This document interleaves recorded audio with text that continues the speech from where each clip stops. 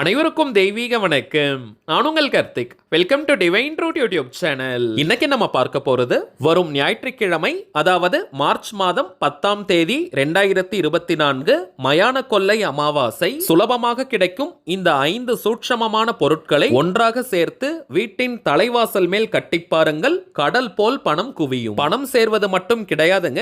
வீட்டில் ஏதாவது எதிர்மறை ஆற்றல்கள் இருந்தால் அது முற்றிலும் விலகி நேர்மறையான பாசிட்டிவ் எனர்ஜி பெருக ஆரம்பிக்கும். நம்ம யூடியூப் சேனல்ல பணவசியத்திற்காக, அதாவது பணத்தை ஈர்ப்பதற்காக நிறைய தாந்திரீக முறைகள், மந்திர ஜபங்கள், ரகசிய வழிபாட்டு முறைகள் மற்றும் லா ஆஃப் அட்ராக்ஷன் மெத்தட்ஸ்னு பல பதிவுகளை பார்த்துக்கிட்டு இருக்கோம். அந்த வரிசையில இப்ப நம்ம பார்க்க போறது மிக மிக சக்தி வாய்ந்த எளிமையான ஒரு தாந்திரீக முறை. நம்ம சேனலை ரெகுலரா பார்க்கிறவங்களுக்கு தெரியும், நம்ம அப்லோட் பண்ணக்கூடிய அனைத்து வழிமுறைகளும் மிகவும் எளிமையானதாக இருக்கும். அதே நேரத்தில் உடனடியாக பலன்களை கொடுக்கக்கூடியவை. அதன் அடிப்படையில் இப்ப நம்ம பார்க்க போகும் இந்த தாந்திரிகம் இருக்கிறதுலயே ரொம்பவுமே சிம்பிளான ஒரு மெத்தட். இந்த தாந்திரிகம் செஞ்சு வச்ச அடுத்த சில நாட்களிலேயே பார்த்தீங்கன்னா ராக்கெட் வேகத்தில் பணவரவு அதிகரிக்கும். வீட்டில் யாருக்காவது அடிக்கடி உடம்பு சரியில்லாம இருந்தாலோ அல்லது குடும்பத்தில் ஒற்றுமை இல்லாத சண்டை சச்சரவுகள் இருந்தாலோ இந்த தாந்திரிகம் நீங்க செஞ்சு பாருங்க. உடல் ரீதியாகவும் மன ரீதியாகவும் ஒரு நல்ல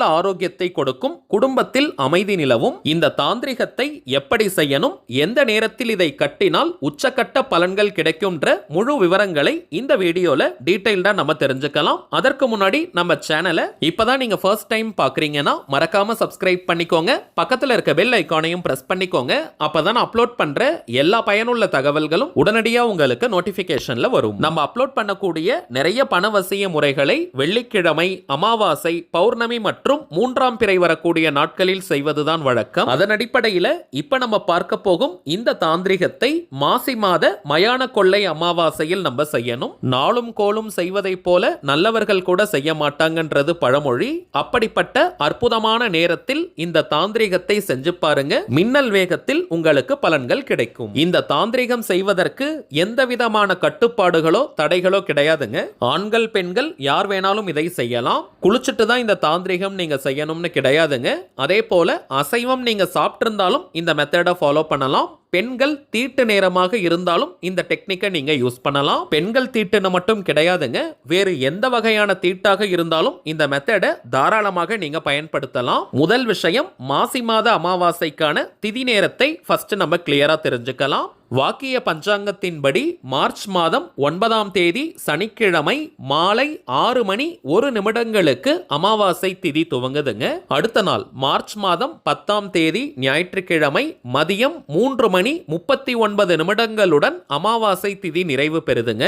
பொதுவாகவே அமாவாசையை முன்னிட்டு இது போன்ற தாந்திரிகங்களை மதிய நேரம் அல்லது மாலை நேரத்திலிருந்து இரவு நேரம் வரை இதை செய்வது வழக்கம். சோ இப்ப நம்ம பார்க்க போகும் இந்த தாந்திரிகத்தை சனிக்கிழமை அல்லது ஞாயிற்றுக்கிழமை ஏதாவது ஒரு நாள் அன்னைக்கு நீங்க செய்யலாம். மார்ச் மாதம் 9ஆம் தேதி சனிக்கிழமை, அதாவது நாளைய தினம் இந்த தாந்திரிகத்தை செய்ய போறவங்க இரவு 7 மணி முதல் இரவு 11 மணி வரை இருக்கும் அந்த இடைப்பட்ட நேரத்தை நீங்க பயன்படுத்திக்கலாம். ஞாயிற்றுக்கிழமை அன்னைக்கு, அதாவது மார்ச் மாதம் 10ஆம் தேதி அன்று இந்த தாந்திரிகத்தை செய்ய போறவங்க காலை 10 மணி முதல் மதியம் 2 மணி வரை இருக்கும் அந்த இடைப்பட்ட நேரத்துக்குள்ள நீங்க செய்யலாம். அதிலும் குறிப்பாக மதியம் 12 மணி முதல் மதியம் 1 மணி வரை இருக்கும் நேரம் மிகவுமே சிறப்பு வாய்ந்தது. ராகு காலம், யமகண்டம்லாம் நீங்க பார்க்க வேண்டிய அவசியம் இல்லை. இன்னொரு முக்கியமான விஷயம், சனிக்கிழமையை காட்டிலும் ஞாயிற்றுக்கிழமை அன்னைக்கு இந்த தாந்திரிகம் செய்வது இன்னமும் சிறப்பான பலன்களை கொடுக்கும். ஞாயிற்றுக்கிழமைனாலே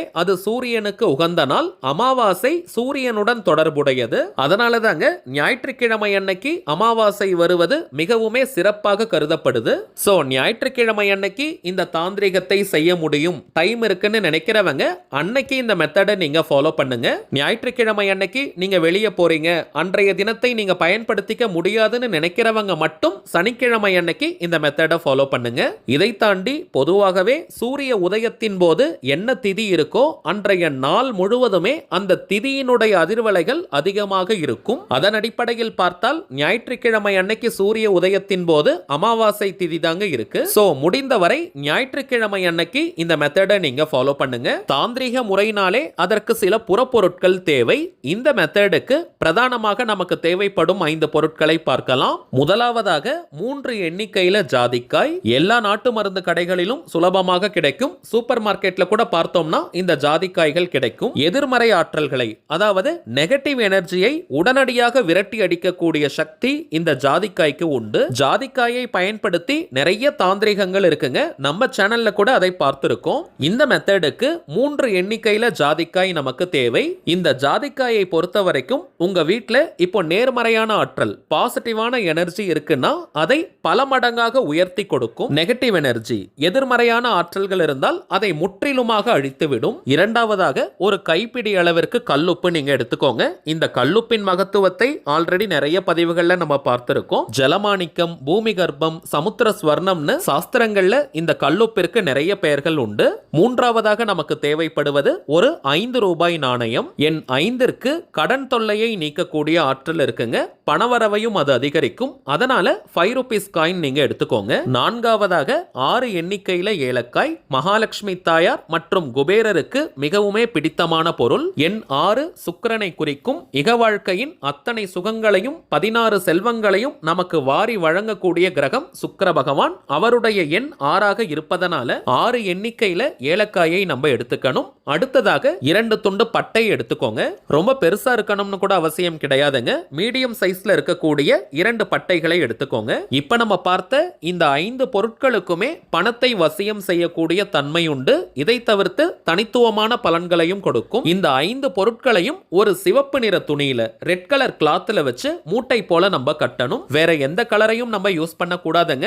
ரெட் கலர் கிளாத்ல தான் இந்த பொருட்களை மூட்டை போல கட்டி வீட்டின் தலைவாசலுக்கு மேல நம்ம கட்டி விடணும். சில பேர் நம்ம கமெண்ட் பாக்ஸ்ல கேட்டிருக்கீங்க, இந்த தாந்திரிக மூட்டைகளை வீட்டின் உள்பக்கம் கட்டி வைக்கணுமான்னு. வீட்டின் உள்பக்கம் நீங்க கட்டிட்டீங்கன்னா கதவையே சாத்த முடியாதுங்க. எந்த ஒரு தாந்திரிக பொருளை வீட்டின் தலைவாசலில் கட்டுவதாக இருந்தாலும் சரி, வெளிப்பக்கமா தாங்க நம்ம கட்டணும். பொதுவாக நம்ம திருஷ்டிக்கான பரிகாரங்களை கட்டி வைப்போம் பாருங்க, அதே போலதாங்க வீட்டின் நிலைவாசலுடைய மேல் பகுதியில சென்டரா பார்த்து இதை நீங்க கட்டி விட்டுருங்க. 6 மாதங்கள் வரை அந்த மூட்டை அப்படியே இருக்கட்டும். நீங்க எடுக்க வேண்டிய அவசியம் இல்லை. 6 மாதத்திற்கு பிறகு இந்த மூட்டையை நீங்க பிரிக்க கூடாதுங்க. அதில் இருக்கக்கூடிய நாணயத்துடன் சேர்த்து நீங்க கால்படாத இடம் அல்லது ஏரிகள், கிணறு, குளம், ஆறு, கடல் போன்ற நீர்நிலைகள்ல போட்டுருங்க. திரும்பவும் ஒரு அமாவாசை அன்னைக்கு இதே போல தாந்திரிகத்தை நீங்க செஞ்சு வைங்க. வருடத்திற்கு 2 முறை இந்த தாந்திரிகத்தை நாம் செய்து வைத்தாலே போதும். வாழ்க்கையில் எப்பவுமே நாம் செய்யக்கூடிய சின்ன சின்ன மாற்றங்கள் தாங்க மிகப்பெரிய முன்னேற்றங்களை கொண்டு வரும். சோ இப்ப நம்ம பார்த்த இந்த எளிமையான தாந்திரிக பரிகாரத்தை வரும் அமாவாசை அன்னைக்கு கட்டாயமாக நீங்க செய்யுங்க. கை மேல பலன்கள் உங்களுக்கு கிடைக்கும். சரிங்க, அவ்வளவுதான் இந்த பதிவு. நிச்சயமா உங்களுக்கு பயனுள்ளதா இருந்திருக்கும்னு நினைக்கிறேன். மேலும் இந்த வீடியோ உங்களுக்கு பிடிச்சிருந்தா மறக்காம லைக் பண்ணுங்க. நம்ம சேனலையும் சப்ஸ்கிரைப் பண்ணிக்கோங்க. தேவைப்பட்டுச்சுன்னா உங்க ஃப்ரெண்ட்ஸ் அண்ட் ஃபேமிலிக்கும் இந்த வீடியோவை ஷேர் பண்ணுங்க. அடுத்ததா இன்னொரு முக்கியமான தலைப்போட நான் உங்களை சந்திக்கிறேன். என்றும் அன்புடன் கார்த்திக். நன்றி.